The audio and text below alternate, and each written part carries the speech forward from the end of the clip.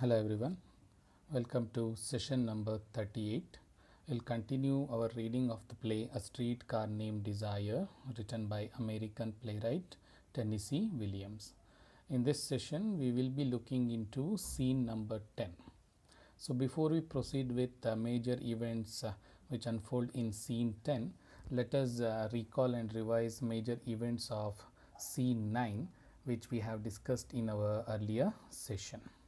So what happens in scene 9, we realize that how the desire of Blanche, her dream of a better future, seeking companionship with Mitch, is totally shattered with all the efforts of Stanley. So scene 9 ends with this particular incident when all the desires of Blanche is gradually disappearing. She will come to know that Stanley has told everything to Mitch about Blanche's sordid past, and Mitch will not be a part of the birthday celebrations on that particular night, and she is unable to digest this fact. Whereas on the other hand, Stanley appears to be very much victorious, but Stella, his wife, is unable to understand what were the reasons for which Stanley is trying to spoil the future of Blanche. According to Stanley, it is the arrival of Blanche was a kind of turning point in his companionship with Stella, where he says that at present Stella is treating him very common. Now no more she looks at him with the same kind of attraction and demeanor which she used to possess for Stanley earlier.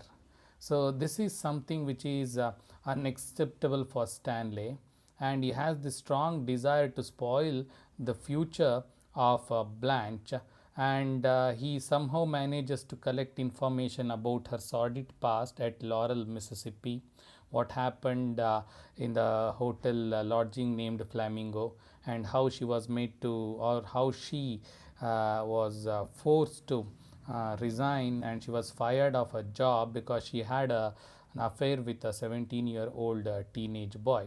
So these are some of the reasons for which Blanche was made to leave Laurel and then coming to New Orleans. So what we witnessed throughout the scene 9, that at the end of the scene we see gradually Blanche is descending into a kind of hysteria. I can also say that she is descending into madness. So she is losing control over her nerves, but this time it is unbearable for her that she is into a kind of traumatic situation where all her dreams which she had earlier are totally shattered. So this scene number 9 is very significant for that reason, where gradually that realization is happening. Okay, so with this we will continue our reading of this play. We will move to scene number 10. This scene is very much significant for the reason that this is the penultimate scene of the play, and this is significant for the reason that we will try to understand Blanche as a symbolic of an American character, or you can say an American protagonist who is representing the very aspect of failure of American dream. So can we analyze the character of Blanche in that sense? Okay, so we will take up this question at the end of this session, or you can have a discussion about this particular aspect of Blanche after you finish reading this scene. So let us start with scene number 10. Objective of this session is to understand plot development, major events, and some important critical approaches towards scene 10 of the play A Streetcar Named Desire. At the end of the session, students will be able to understand the major events and incidents of the session, and also to develop their critical perspective on scene number 10 of the play A Streetcar Named Desire, written by Tennessee Williams. So scene number 10, the time, the setting is the same. It continues where it is left in scene 9. We all know that suddenly Stella starts feeling a labor pain, so now she is shifted to the hospital, and Blanche is alone at home. And we also see Mitch arrives, and then he tells her that she is not clean enough for him to take her to her home, where she can stay along with her mother, which is totally indicative of the fact that he has rejected her.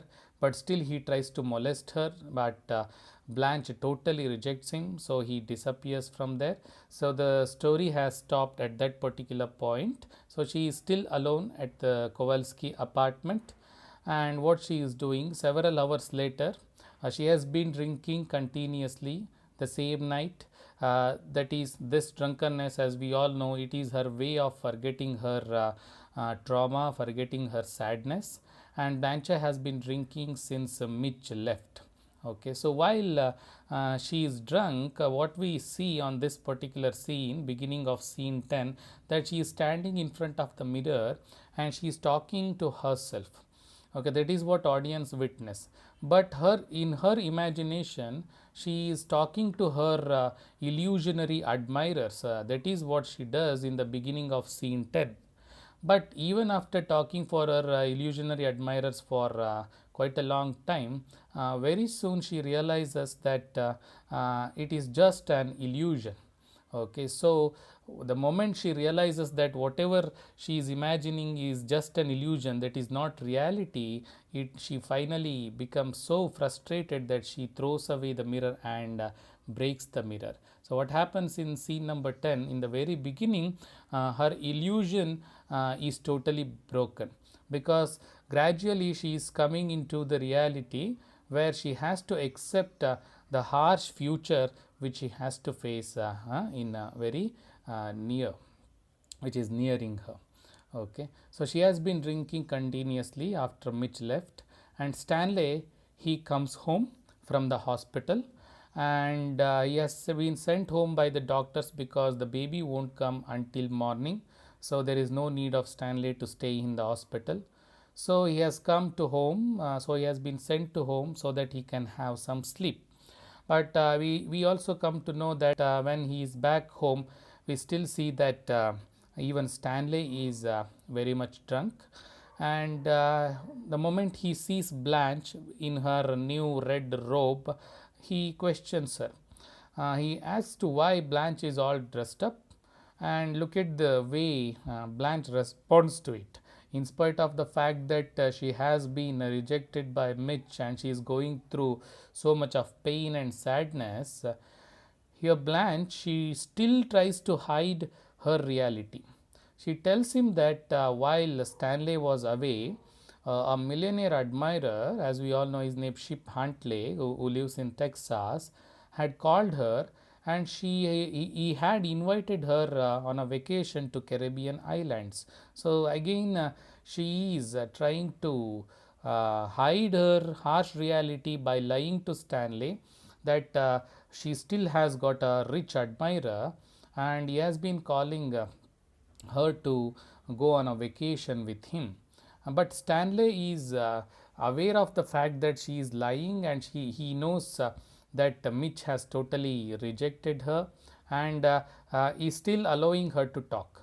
So what we witness in this part of the play, in this scene, that both Stanley and Blanche, they both are kind of addicted to alcohol. And drunkenness is very significant theme when we analyze the characters of Stanley and Blanche. Okay, for Blanche, the act of drinking is her way of forgetting the past. But for Stanley, the act of drinking stands as a symbol of virility. So that is how the very same act of drinking is seen from different perspective.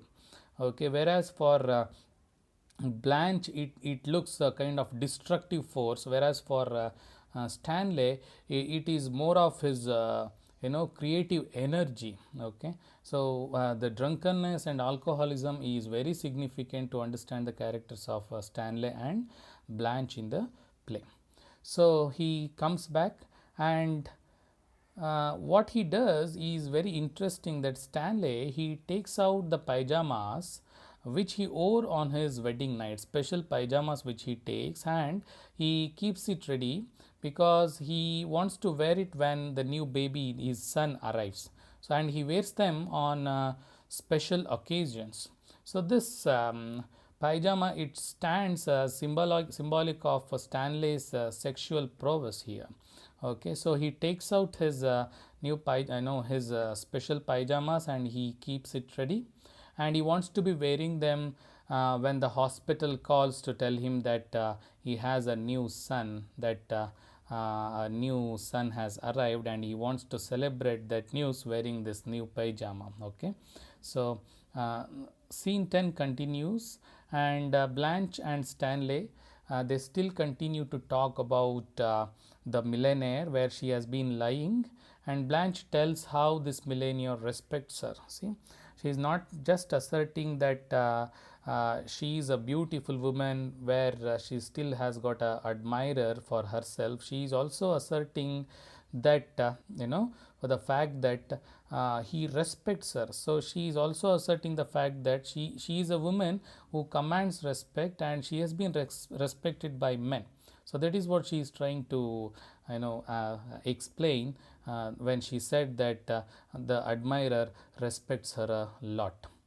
Blanche also Blanche also says that she does not consider herself a poor woman. As she speaks, she fights hard to control her sobs. Okay, so she says that I am not a poor woman, I have a very rich admirer, soon I am going to have a very rich and lavish life. Though she is saying all those things, but we come to know as audience that she is unable to control her sobs, and she starts crying. And then she says that Mitch had come there, and she repeated the stories he had heard. Okay, she is telling that Mitch has repeated everything, whatever stories he had heard about her. And then she says that it's not Mitch who rejected her, saying that you're not clean enough, but now Blanche says that she is the one who rejected Mitch when he came back for forgiveness, and with so many gifts in his hands. So she is totally in a situation where she still wants to project herself as a woman who is not a failure, both physically and in terms of her life. Okay, so here she is narrating the incident as if it is Mitch who had come there and asking for forgiveness, and he had brought so many gifts, but it is Blanche who rejected him. Okay, and Blanche here, she is trying to build her ego back again, and she is desperately trying to rebuild her esteem. So what is the intention behind this act of lying, that Mitch had come for forgiveness? Because Blanche is very much distressed that she wants to regain her lost ego and her lost esteem, and even the lost respect. So she doesn't want to stand in front of Stanley as a woman who has lost all her esteem, looking so disrespectful. In spite of the fact that Stanley knows everything, but still she is trying to cover up by saying that it is Mitch who had come there for forgiveness. She wants to redeem her lost ego and esteem. But what was the reaction of Stanley? What is the reaction of Stanley? This is very important. Stanley appears to be very much merciless. Okay, he tears down Blanche's illusions one by one, and Blanche only able to cry out as he does it. Okay, so here Stanley, after letting Blanche finishing whatever she wanted to say, in as an act of her self protection, and as an act of redeem her esteem, then he speaks. He says he appears to be very merciless, and he tells all the truth, that he knows whatever which has happened, and he knows how Mitch has rejected her, and he tears down Blanche's illusion. He is the one who breaks that illusionary world. So she is gradually that illusionary world which she has created for herself through drinking, staying in the bathroom, washing herself several times. That illusionary world is broken completely, mercilessly by Stanley. And Blanche now, she is standing naked in a no in the sense that she is crying because all the realities of her life are unfolded in front of herself. Okay, so she is standing and she is crying, she is unable to control her cry. And in her desperation, again in her last attempt to prove that she still has an admirer, she tries to wire telephone Shep Huntley, but the millionaire friend in from Texas, but she was unable to do that. So with a desperate message, she is begging for help to a telephone operator, who said that he cannot connect to Shep Huntley unless she gives him a proper telephone number. So it is her last desperate attempt to regain her lost esteem.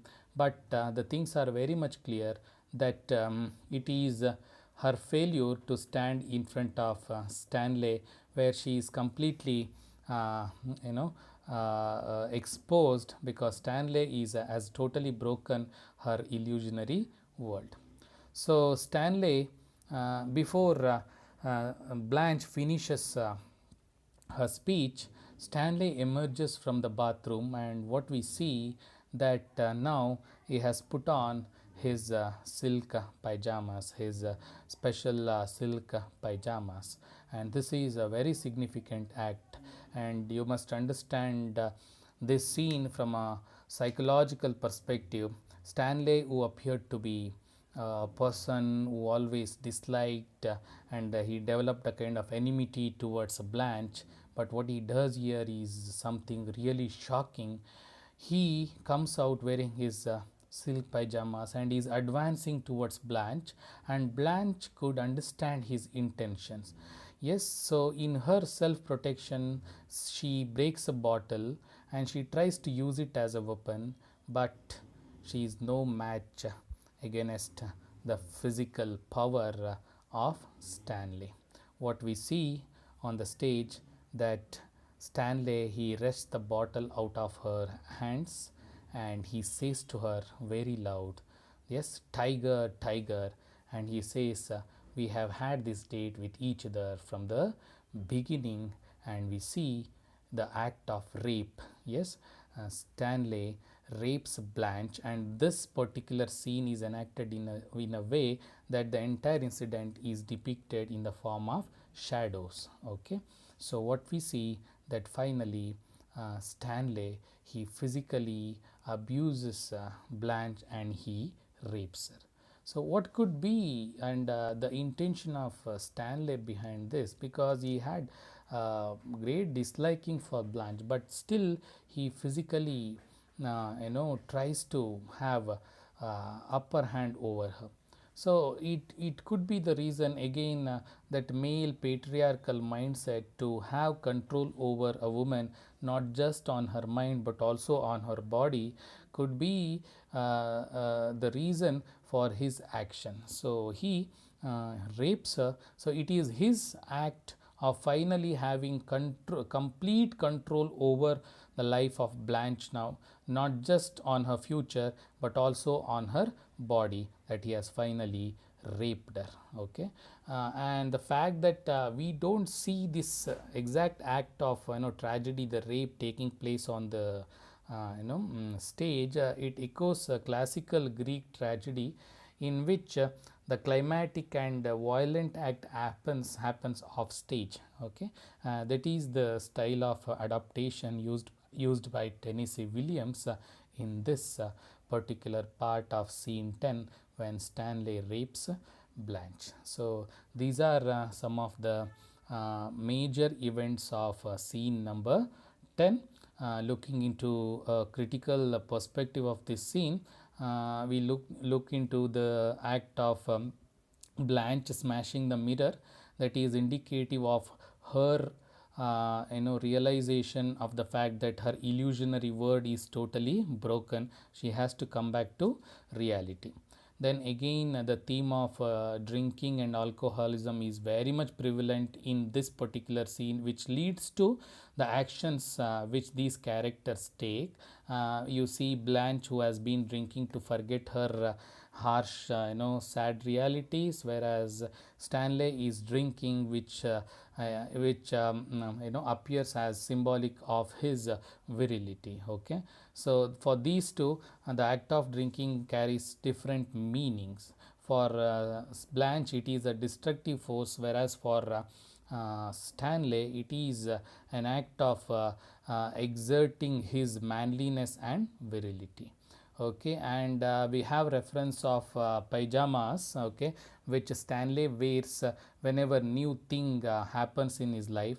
And we know that when he makes advances to rape Blanche, he wears the same silk pajama. Okay, so how you can interpret this particular incident? Because pajamas, they stand symbolic of Stanley's sexual prowess. Okay, extreme sexuality, his good demeanor, and his sexual appearance and sexual attraction. Okay, and the act of rape, what we see in scene 10 at the end, when Stanley rapes Blanche, where Blanche appears like a prey, and Stanley appears like a predator. Okay, and Tennessee Williams, he makes this scene appear like a jungle like madness is created on the stage when Blanche is being raped by Stanley. So scene 10 ends with this tragedy in the life of Blanche. See here, she does not allow Stanley to advance and use her physically. She opposes. Yes, she tries to use that bottle as a weapon, but she is unable to fight against the force of Stanley, and finally Stanley rapes her. So this is a very significant part of the play in scene 10. I hope you find it useful. Thank you.